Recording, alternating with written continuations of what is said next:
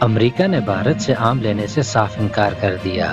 اس انکار کے بعد بھارت کو کروڑوں روپے کا نقصان ہو گیا۔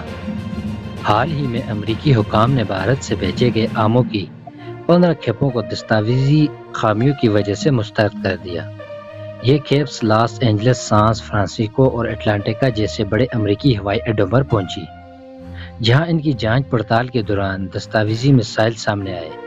نتیجتاً بھارتی برآمدگان کو یا تو ان آموں کو واپس بھارت بھیجنے یا امریکہ میں ضائع کرنے کا حکم دیا گیا۔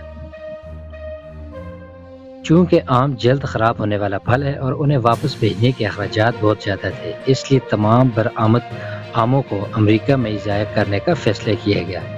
اس واقعے سے بھارتی برآمدگان کو تقریباً 5 لاکھ امریکی ڈالر کا نقصان ہوا، جو کہ پاکستانی 14 کروڑ روپے سے زائد کا بنتے ہیں۔ یہ مسئلہ غالباً ان تابکاری مراکز میں پیدا ہوا جہاں آموں کو برآمد سے قبل جراثیم سے پاک کیا جاتا ہے۔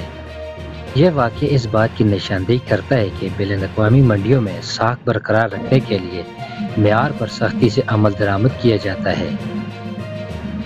اگرچہ یہ واقعہ آموں کی مخصوص کھیپوں سے متعلق ہے، تاہم یہ بھارت اور امریکہ کے درمیان آموں کی برآمدات پر مکمل پابندی کی عکاسی نہیں کرتا۔